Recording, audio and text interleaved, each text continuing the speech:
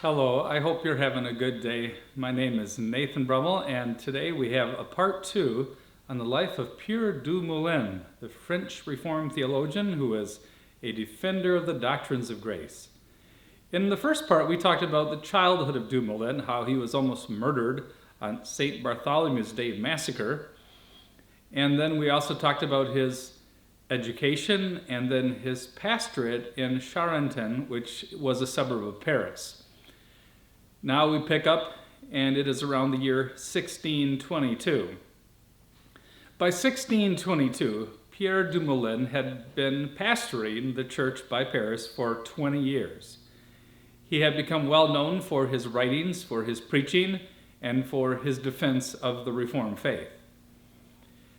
Du Moulin experienced triple sorrows in 1622. The first was that he had been kicked out of France. In 1621, Louis XIII, the King of France and a strong Roman Catholic, expelled du Moulin from France with a charge that he had involved himself in international politics. Now, that was only part of the story. In 1615, Pierre du Moulin had spent time in London because King James, that's the King James of the King James Bible, was trying to unite Protestants together. And du Moulin worked with King James, who was the King James of England and Scotland, to bring about unity between Protestant countries. And this was perceived as a threat to Roman Catholic France.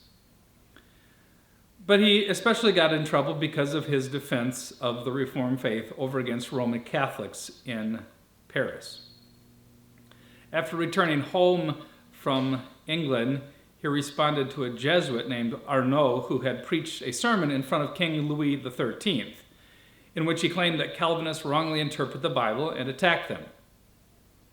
Well, Pierre du Moulin responded with two of his famous works. One is The Defense of the Christian Religion, which he wrote in French, and then another book that has been translated to English with the title The Buckler of the Faith, or A Defense of the Confession of Faith of the Reformed Churches in France, which was published in London in 1620. Now you can see what Pierre du Moulin is doing here. Just like Calvin before him had written the first copy of his Institutes in order to let the then King of France know that the Reformed believers weren't some kind of crazy heretics or something. Pierre du Moulin is trying to teach that what the Reformed believers teach is biblical and historic Christianity. But this controversy infuriated the Roman Catholics and Pierre du Moulin's opponents, and here he was preaching right in the context of Paris. And so the king kicked him out of there, and he had to put distance between himself and Paris and France, and so he moved to Sedan. Well, this sounds like a deja vu experience. This is where his dad and mom and he had to flee many, many years before, after the St. Bartholomew's Day massacre. He moved to Sedan, where he pastored a Huguenot church, while lecturing as a professor of theology at the Academy in Sedan. And that is where he would make his international reputation as a professor and lecturer and writer. So that was one sorrow. He was kicked out of France, which means he was kicked away from his congregation. And then the second sorrow was that in 1622, Roman Catholics launched an arson attack that burned up the temple at Charenton. So the Reformed church building there was destroyed. It would be rebuilt, and it would remain a light among the surrounding darkness of Roman Catholicism until 1685, when it would be destroyed again at the time of the revocation of the Edict of Nantes. And at that time, all Huguenots were required to convert to Roman Catholicism. So not only did he lose his pastorate, but the church that he had played a role in helping to build was burned down and destroyed. And then the triple sorrow involved in 1622, his first wife, passed away. They had been married for 24 years and had 8 children. And the result is that he fell into a black depression. Now, he struggled with depression throughout his ministry. No doubt the stress of his labors, the difficulty of being in France, where Reformed believers were persecuted, contributed to these bouts of depression. In fact, one time he spent 6 months in his study. Can you imagine that? 6 months in his study, isolating himself from his wife and children due to what we would call clinical depression. Well, these three sorrows in 1622 triggered his depression again.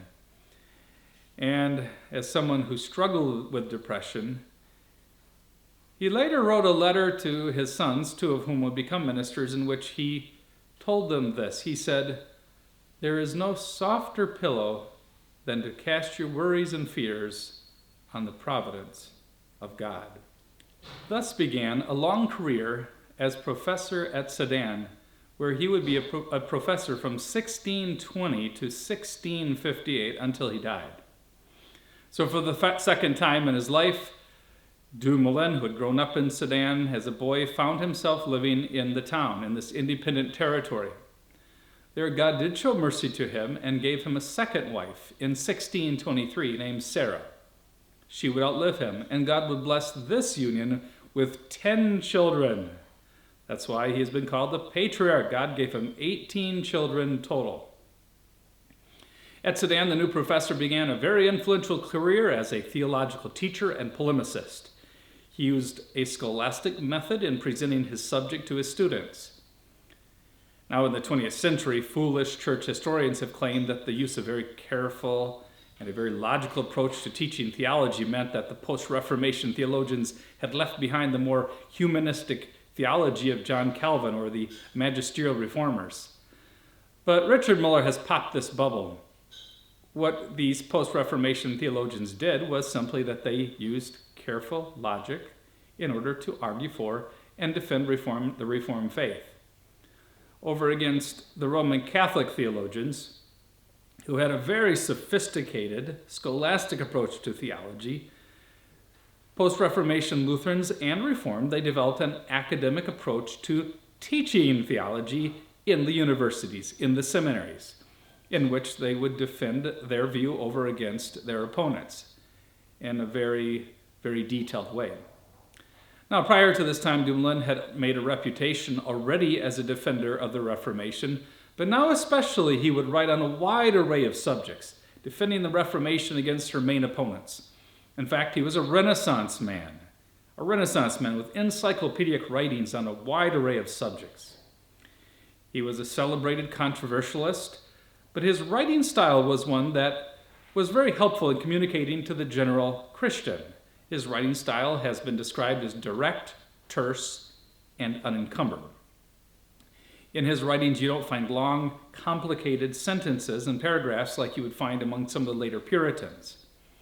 I think that flows out of the fact that he was a preacher. He began his ministry as a preacher by Charenton, and he learned to preach to all the congregation, to the women, the children, and therefore he learned to communicate in a way that is effective.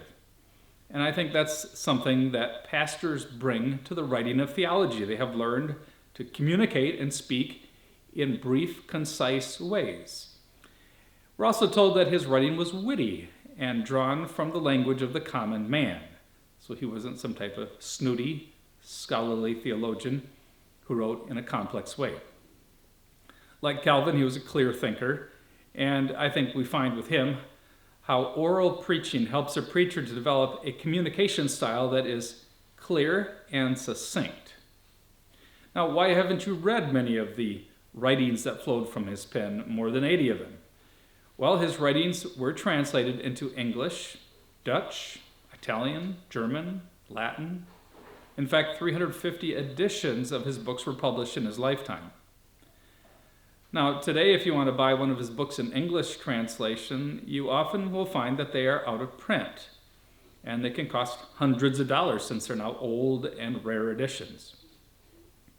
There are some of his books that have been made available on Amazon or online, and so that you can get an electronic version of them, an ebook. The problem why he has not been widely read is that his books were mostly in French and in Latin, which was the international academic language of international Calvinism and of scholarly circles back in his day. Now, a few of his writings were translated into English, including his Anatomy of Arminianism. But the challenge is, even with this book, if you can get an old copy from a library, is that it was translated in an old-fashioned English. And there the most confusing thing is that the S's, when they're found in the middle of the sentences, are printed like F's, which are a bit confusing for contemporary English readers to read. Du Moulin lived until 1658, and so he was a professor for 38 years. And due to his long life, he would have a long influence. In 1658, he passed away, and his sickness was due to a fall from a horse. Now, I'm not sure why an 89-year-old man was still riding a horse. But today I know it's hard to take the car keys away from even a 95-year-old man who's no longer a safe driver. Even though his children, who are no longer young and immature, in fact they're in their 70s, say, "Dad, you can't drive anymore." So Pierre du Moulin fell from a horse, became sick, and his daughter Marie cared for him. His beloved daughter Marie was born in 1613 and would live to 1699. She cared for her elderly father, partly because she never married.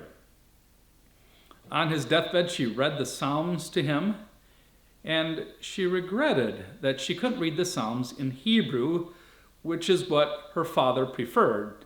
So talk about being a daughter of her father. She later on, after her father passed away, learned Hebrew so that she could read the original language for herself.